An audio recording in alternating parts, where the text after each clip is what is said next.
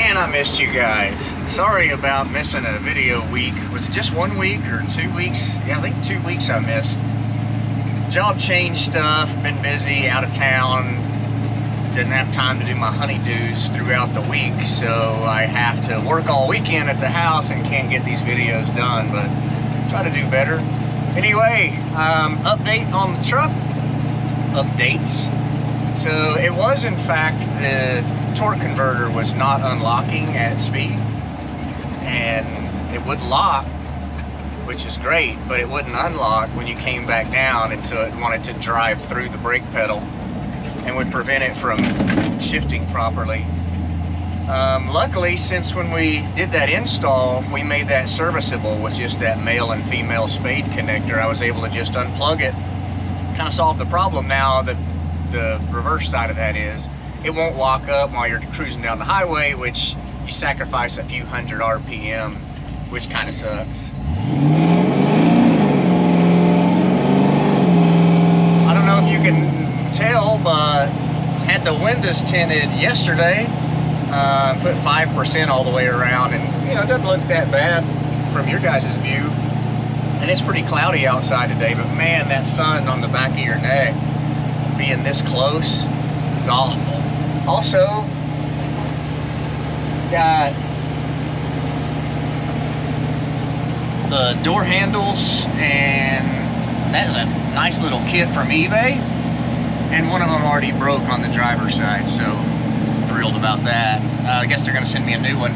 Also, I had got all the new weather stripping for the vent window and the new glass run that goes down into the door with felt on it.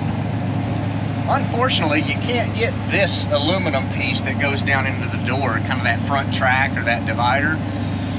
I don't know what the deal is with that. It won't even accept a back order online, but also have new belt moldings on the bottom. So everything but that bar is new, and I think I'm just going to get some belt and put in there. Now that I have the windows tinted, I kind of wanted to do that right away, because this weekend is Streetcar Takeover in Tulsa, and we definitely want to be there both days, because that's our boy Chase and Justin, who I don't know as well. I don't know them either one that well, to be honest with you. Super good guys. If Streetcar Takeover comes to your town, you should go to it, get a t-shirt, all that good stuff. I don't know if you guys remember way back when we were doing the brake install, the Willwood stuff, the brake pedal would kind of run out of throw before it would bottom out in the master cylinder, and they couldn't solve it for me. They had no idea, the Willwood guys. So what I did was end up trimming a spacer that came with the kit and just adding, like, I don't know, 3/8 of an inch into that, to the end of that piston rod, which worked out great. The brakes are so much better now. I've got a good solid pedal whenever I want to. You still have to leg it being manual brakes, but oh my gosh, it makes me feel so much more comfortable while we're driving that I'm not going to jack anything up. One detail we didn't cover, because it kind of got lost in the shuffle during the build, but I've got all of our knobs on the AC system.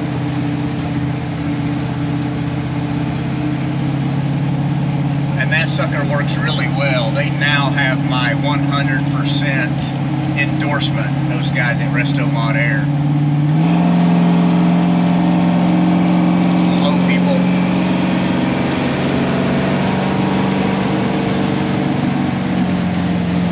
I got no time for that.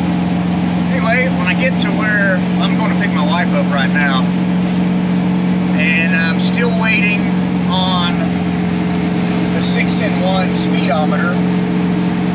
Yeah, we're running about 80 right now. The 6-in-1 speedometer from CJ Pony Parts, you guys failed. A week ago, I ordered this. It said in stock and ships in 72 hours. I've been using their customer service chat, sent an email, sit on hold, can't get anybody to get on the phone. But finally, I noticed today there's a tracking number, which means at 4 o'clock yesterday, they finally decided to ship that. But they sure took my $1,000 immediately when I placed the order. And I want to show you guys, when we get back to the house, a little change we had to make crankcase ventilation system. I'm hoping using my phone eliminates some of the wind noise, but it's so bad out there today. If I close the garage door, I'll melt in here. This is what we went with, and it has, of course, the vent and the supply lines from each side. It has an in and an out that you tie to the valve covers accordingly, kind of like the JLT catch can did. Also, I went ahead and installed this vented cap in place of the regular oil filler cap. And to be honest, it hasn't leaked or dripped or anything. A lot of times people think that causes a huge mess, but it didn't in this application. So, full transparency, it was completely my fault that on the JLT system, it didn't have a way to vent. It basically hooked to one side of the engine and the other, and then went into the canister, but there was no way to let pressure out. And the crankcase is not a perfect equilibrium of vacuum and pressure, so that's just not gonna work. Now I have two vents, I've got the circulating system hooked up, and everything's fine. It actually has a dipstick, so you don't have to unscrew the bottom of that bowl in order to find out if it has any oil in it or not. The main reason I made that change is during our first or second test drive, I think it was the first test drive, whenever I parked it, I noticed there was oil leaking on the back of the oil pan, and I thought, oh gosh, that's a rear main seal, but we shouldn't have that issue because we checked all that stuff. And it was the rear main seal, but it wasn't a failure on the seal, it was a failure on the builder by not ventilating this crankcase, so it was pushing oil through the seal on that crankshaft and dripping down the back of the engine. So make note, kids, don't be dumb like me. Not sure if I mentioned or not that I did get our mirrors installed, and we bought those when we were up at LMC a long time ago. When I was installing all the weather seals and the window run, I noticed that the rollers from the cranks were worn out, so I ordered some new ones and got those changed out as well. So that pretty much covers everything since the last time I talked to you guys. I will point out on that torque converter switch, you know, the thing we put in from, I think, TCI, since it didn't work for us, you can actually install just a button in that in line on that power wire to turn that on and off. They also make a module that as soon as you touch your brakes, it'll cancel that power feed to the torque converter. So that may be our fix, so we don't have to worry about remembering to turn a switch on and off in order to gain that extra few hundred RPM and cooler transmission temps at highway speeds. So to be honest, my wife rides in this thing. We enjoy driving it. The stereo's good, the air conditioner's great, the cooled seats are a huge benefit on these 80% humidity days in the low 90s. It makes the truck kind of a pleasure to drive and fun, so may end up hanging on to it for a while instead of putting it in the Mecum auction next month. And if we change our mind, there's another Mecum auction in Dallas later this year, and we'll put it in that.